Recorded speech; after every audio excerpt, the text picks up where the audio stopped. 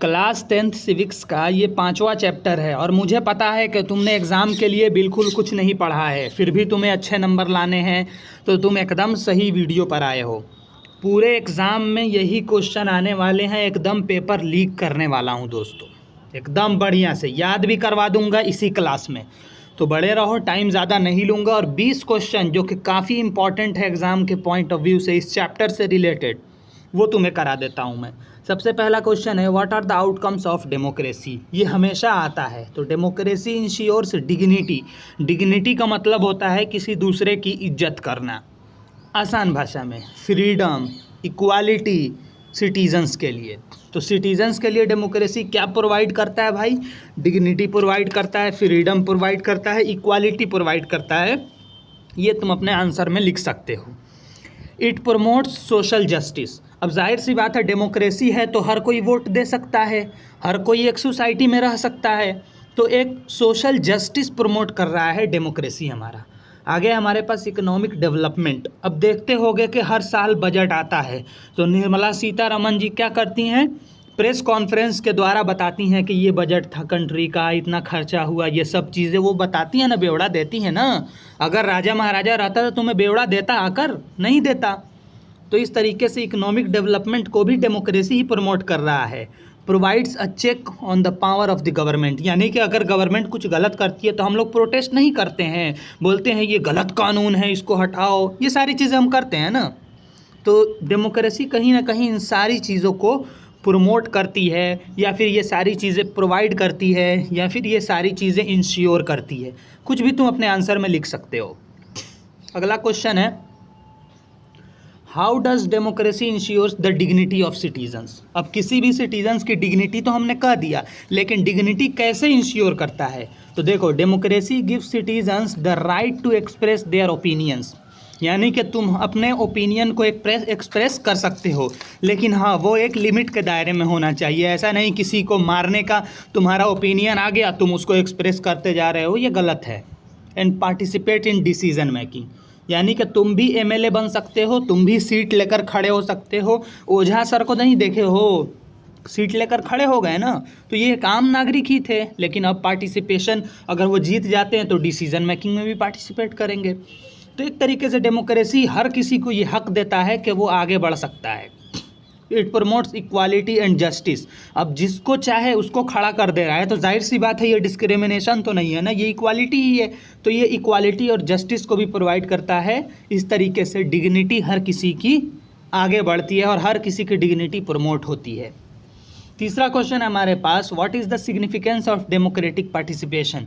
अब democratic participation की significance क्या है, इम्पॉर्टेंस क्या है, यानी कि डेमोक्रेटिक में लोग अगर पार्टिसिपेट कर रहे हैं तो उसका सिग्निफिकेंस क्या है। तो देखो, democratic participation allows citizens to have a say in how they are govern. यानी कि अगर आपको एमएलए बना दिया जाता है तो आप संसद में कुछ ना कुछ आवाज़ उठाओगे ना, बोलोगे हमारे ऊपर ऐसी सरकार होनी चाहिए, हम अपने सरकार को ऐसे प्रमोट करते हैं, ये सारी चीज़ें बताओगे। तो ये एक तरीके से तुम बता रहे हो कि हम कैसे गवर्न किए जाएं, ठीक है।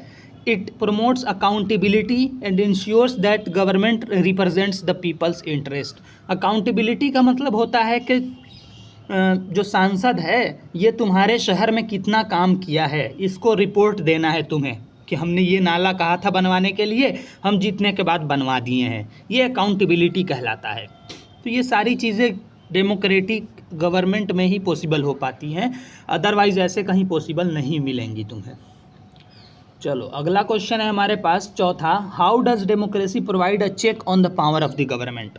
तो कैसे पावर चेक करता है? तो देखो, democracy provides checks and balances on the government's powers through institutions, जैसे कि जुडिशरी। अब देखो, कोई भी गलत फैसला ले लेती है सरकार तो सुप्रीम कोर्ट उसे अपने हाथ में ले लेता है और बोलता है कि ये फैसला गलत है, तुम अपने फैसले को रद्द करो, अदरवाइज हम नोटिस जारी कर देंगे।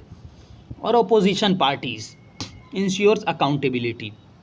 देखो, जो डेमोक्रेसी है ना, ये दो चीज़ें प्रोवाइड करता है, एक जुडिशरी जो कि एक इंस्टीट्यूशन है गवर्नमेंट का, और एक ओपोजिशन पार्टी। ये दोनों जो है बहुत ज़्यादा, हम बोल सकते हैं कि पॉलिटिकल पार्टी जो अभी रूल कर रही है, ये कोई भी डिसीजन लेगी ना तो उसको ये लोग क्रिटिसाइज़ करेंगे ओपोजिशन वाले बोलेंगे ये इसमें गलत है, ये इसमें गलत है, सही चीज़ तो उनको दिखता ही नहीं है ना।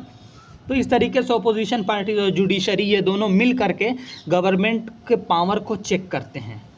इस तरीके से समझ सकते हो। अगला क्वेश्चन है what is the relationship between democracy and development. तो ये बहुत हॉट क्वेश्चन है और CBSE हमेशा देता है, इसको याद कर लेना। Democracy promotes economic development by ensuring stability, security and rule of law. यानी कि डेमोक्रेसी है ना तो पुलिस बहुत चौकन्ना रहती है, क्योंकि ये हर तरफ से घिरी हुई होती है पुलिस। सिक्योरिटी हार्ड होता है हमेशा, मतलब देखे ही होगे कि पिछले 70 सालों में कितना ज़्यादा इम्प्रूव हुआ है इंडिया। और रूल ऑफ लॉ का रूल चलता है। इनकरेज इन्वेस्टमेंट्स एंड इनोवेशंस, यानी कि ये लोग जो है अलग अलग बिजनेसमैन से जाकर मिलते हैं और उनसे चीज़ों को प्रमोट करवाते हैं और इंडिया के डेवलपमेंट के बारे में भी इनोवेशन प्लान लेकर आते हैं। ठीक है, नेक्स्ट क्वेश्चन है हमारे पास, क्वेश्चन नंबर 6 है ना। How does democracy ensures the accountability of the government. तो कैसे भाई, तो democracy ensures accountability through free and fair elections. अब देखो फ्री और फेयर इलेक्शंस होता है तो जाहिर सी बात है कि इसमें हर कोई खड़ा हो सकता है और हर कोई जीत सकता है। इंडिपेंडेंट जुडिशरी है, जुडिशरी कुछ भी कह देती है वो इंडिपेंडेंट कहलाती है।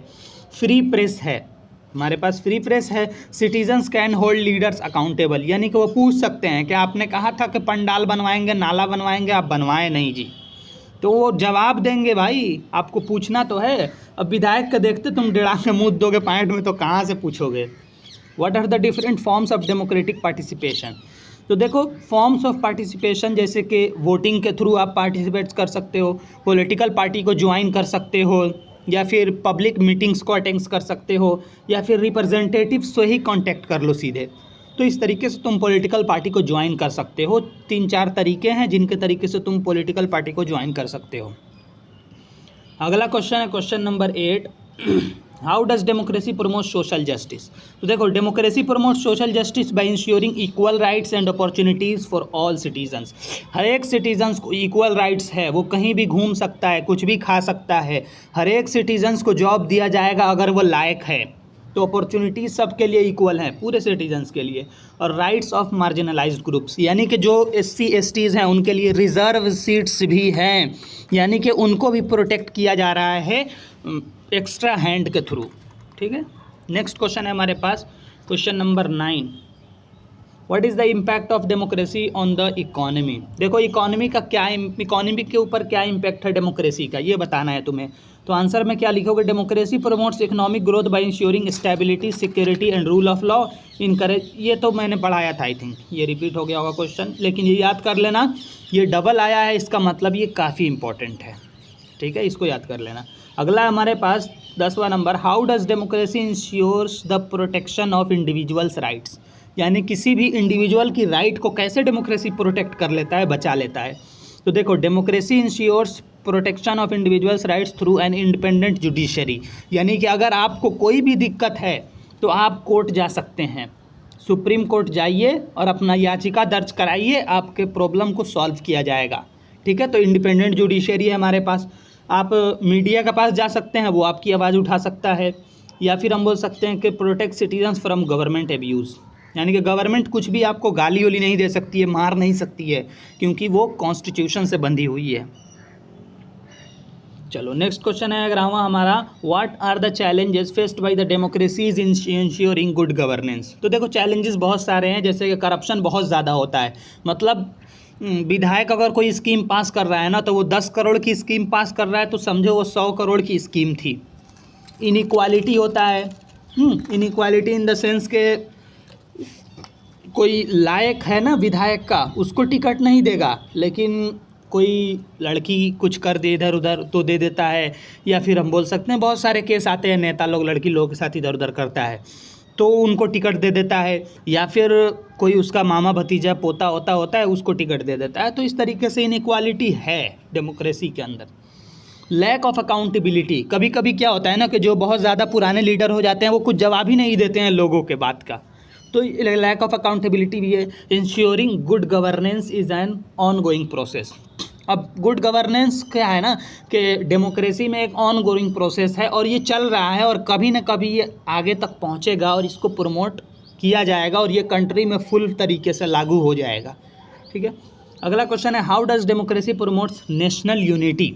नेशनल यूनिटी का मतलब होता है पूरे कंट्री के लोग एक साथ रह रहे हैं। आंसर क्या लिखोगे कि democracy promotes national unity by giving citizens a sense of ownership. हर किसी को लगता है ये मेरा हिंदुस्तान है, लगता है ना, तो वो क्यों लगता है? क्योंकि डेमोक्रेसी तुम्हें दे रहा है सेंस ऑफ ओनरशिप, तुम्हें ऐसा लगा रहा है कि ये तुम्हारी कंट्री है, तुम इसे प्रोटेक्ट करो। और पार्टिसिपेशन का भी मौका दे रहा है कि तुम भी पार्लियामेंट में आ सकते हो अगर तुम्हें लोग वोट देते हैं। Encourage patriotism and national pride, यानी कि कभी कभी देखते होगे कि 26 जनवरी पे होता है, 15 अगस्त पे ये सब प्रोग्राम्स होते हैं, तो देश के लिए मोहब्बत पैदा किया जाता है ना, डेमोक्रेसी पैदा करती है ताकि आप अपने देश के लिए कुछ करें, कुछ कर गुजर जाएं, देश के लिए, लड़की के लिए नहीं। अगला क्वेश्चन है what is the rule of opposition parties in a democratic system. तो देखो रूल यही है कि ऊपर हमने बता दिया कि opposition parties provide a check on the ruling parties power, यानी कि रूलिंग पार्टी, अभी मान लो बीजेपी रूल कर रही है तो कांग्रेस क्या करती है, उसकी गलतियों को गिनाती है ना, तो उसी तरीके से ओपोजिशन पार्टी जो है ये चेक ऑन रूलिंग पार्टीज, यानी कि रूलिंग पार्टी के पावर को चेक करती रहती है हमेशा। अकाउंटेबिलिटी, ये बोलती है कि ये सरकार बोला था 15 लाख रुपए देंगे और दिया नहीं, तो अकाउंटेबिलिटी को भी इंश्योर करती है ना। और ऑल्टरनेटिव पॉलिसीज़ भी बताती है। अब राहुल गांधी ऐलान करते हैं कि हम इधर से आलू डालेंगे, उधर से सोना निकलेगा, मतलब ऑल्टरनेटिव पॉलिसी बता रहे हैं ना कि तुम मुझे वोट दो, मैं उससे अच्छा काम करके दिखाऊंगा, ये सब चीज़ें। अगला क्वेश्चन है how does democracy ensures the representation of diverse groups. अब इतना डाइवर्स ग्रुप्स है कंट्री में, लेकिन डेमोक्रेसी सबको रिप्रेजेंटेशन का मौका देती है, तो वो कैसे भाई? तो देखो आंसर क्या लिखोगे, democracy ensures representation through reserve seats. SC और एसटी के लिए रिजर्व सीट्स है, वोमेन के लिए सीट्स है, कोटाज, पॉलिसीज़। अब कहीं किसी यूनिवर्सिटी में भी जाते होगे आप तो देखते होगे कि अलग अलग कोटा है, उसको 50 नंबर पर सिलेक्शन हो जा रहा है, मेरा 70 पे नहीं हो रहा है, तो ये कोटाज होते हैं।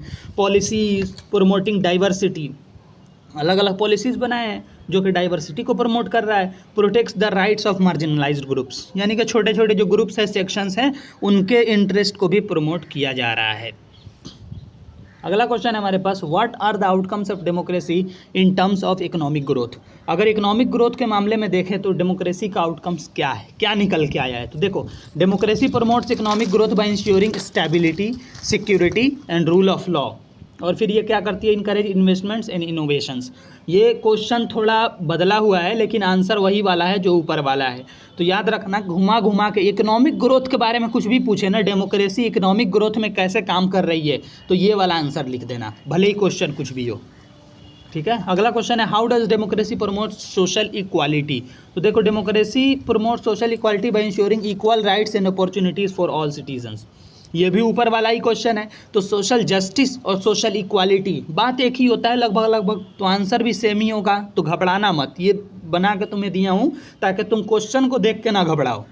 सोशल इक्वालिटी बोल दे, सोशल जस्टिस बोल दे, कुछ भी बोल दे, आंसर यही होगा तुम्हारा। एक आंसर याद करो और 2 क्वेश्चन ले जाओ।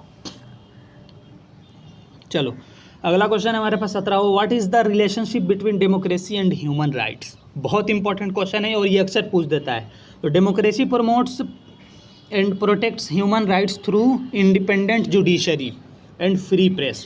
फ्री प्रेस और इंडिपेंडेंट जुडिशरी के थ्रू जो है डेमोक्रेसी ह्यूमन राइट्स को प्रोटेक्ट करता है। Ensure citizens dignity and freedom. अब जाहिर सी बात है कि तुम्हें अगर थोड़ा सा भी हर्ट होता है कोई चीज़ तो तुम सुप्रीम कोर्ट में जा सकते हो, बोलोगे कि मेरा फंडामेंटल राइट ख़त्म हुआ है, उसे मारा गया है, छीना गया है, तो तुम जाओगे और वहाँ पर तुम्हारी प्रॉब्लम को सॉल्व कर दिया जाएगा। तो कहीं ना कहीं तुम्हारी डिग्निटी को भी प्रमोट कर रहा है ये, तो इस तरीके से। अगला क्वेश्चन है how does democracy ensures the transparency of government actions. यानी कि गवर्नमेंट कुछ भी कर रही है तो वो छुपा हुआ ना हो, लोगों के सामने पैसा खर्च करे गवर्नमेंट अपना, तो उसी को ट्रांसपेरेंसी कहते हैं। तो democracy ensures transparency through a free press, यानी कि डेमोक्रेसी में जो लीडर्स होते हैं ना वो फ्री प्रेस करते हैं और फ्री प्रेस के मदद से बताते हैं कि हमने इतना खर्चा किया है, यहाँ पर खर्चा किया है, ये ट्रांसपेरेंसी कहलाता है। इंडिपेंडेंट जुडिशरी, जुडिशरी पूछती है सरकार से कि आपको 1 करोड़ रुपया दिया गया था, आप कहाँ पर खर्चा किए हैं, तो ये इंडिपेंडेंट जुडिशरी है। और राइट टू इन्फॉर्मेशन, आपके पास एक आर्टिकल है राइट टू इन्फॉर्मेशन, आप पूछ सकते हैं गवर्नमेंट से कि आपने पैसे का क्या किया, आपने नाला बोला था वो बनवाया क्यों नहीं, आपने छत बोलने को दिया था दिया क्यों नहीं, 15 लाख रुपए बोल रहे थे देने के लिए दिए क्यों नहीं, ये सारी चीज़ें आप पूछ सकते हो। तो हम बोल सकते हैं कि एक तरीके से डेमोक्रेसी क्या इंश्योर कर रही है, ट्रांसपेरेंसी। चलो अगला क्वेश्चन है हमारे पास, क्वेश्चन नंबर 19, ये है what are the challenges faced by the democracies in promoting social welfare. तो देखो चैलेंज इंक्लूड जैसे कि पोवर्टी बहुत बड़ा एक धब्बा है हमारी कंट्री पर, पता नहीं कब रिमूव होगा। तो पोवर्टी को रिमूव करने के लिए डेमोक्रेसीज बहुत ज़्यादा काम कर रही है। इनइक्वालिटी को रिमूव करने के लिए देखते ही होगे तुम्हारे गांव में कोई झोपड़ी में रह रहा है, कोई महल में रह रहा है, तो ये इनइक्वालिटी को स्टेबल करने के लिए डेमोक्रेसीज कुछ कर रही है। Lacks of access of basic services, किसी को सही से पानी पीने को नहीं मिल रहा है, खाना खाने को नहीं मिल रहा है, तो इन सब चीज़ों को जो है बराबर किया जा रहा है। Ensuring social welfare is an on going process, यानी कि अभी चल रहा है और इसको जल्दी जल्दी ठीक कर दिया जाएगा। ठीक है, तो ये सब चैलेंजेस हैं। अगला क्वेश्चन है how does democracy promotes peace and stability. तो पीस और स्टेबिलिटी को कैसे प्रमोट करता है भाई डेमोक्रेसी। तो देखो democracy promotes peace and stability by ensuring accountability. अब अकाउंटेबिलिटी रहेगा तो जाहिर सी बात है रूलर इधर उधर नहीं कर पाएंगे, पैसा नहीं चोरा पाएंगे, तो पैसा नहीं चोरा पाएगा विधायक तो काम सही से करेगा और जवाब देगा, तो बहुत ज़्यादा इम्प्रूव होगा कंट्री। और ट्रांसपेरेंसी, उसे बताना होगा कि उसने कहाँ खर्चा किया, कितना खर्चा किया, किसको टिकट दिया, ये सब ट्रांसपेरेंसी है। रूल ऑफ लॉ, यानी कि वो अपने मनमानी से कुछ नहीं कर पाएगा, संविधान के हिसाब से चलेगा। और इनकरेजेस डायलॉग एंड नेगोशिएशंस, तो अलग अलग डायलॉग बनाते हैं ना लोग कि हम बेटी बचाओ बेटी पढ़ाओ, ये सब नारा दिया जाता है। तो ये सब डेमोक्रेसी की वजह से लोग नारा देते हैं ताकि नारा सुन के आप वोट दो। तो इस तरीके से ये आपका चैप्टर ख़त्म होता है। ये इतना तक अगर तुमने वीडियो देखनी है ना भाई, तो तुम पक्का इस चैप्टर से हर एक क्वेश्चन को कर दोगे। एक मरतबा चैप्टर पढ़ लेना ताकि तुम्हारा MCQ क्लियर हो जाए, और उसके बाद से तुम्हारा हो गया एकदम पूरा नंबर आएगा भाई। ठीक है, मिलते हैं नेक्स्ट वीडियो में, तब तक के लिए अपना ख्याल रखो। और अगले चैप्टर से पढ़ेंगे या फिर अगले बुक में पढ़ेंगे अब दूसरा कुछ। बाकी इसके सारे पिछले जो चैप्टर्स हैं वो भी मैंने पढ़ा दिया है, चैनल पर जाकर देख लेना। क्या जी चला जाए।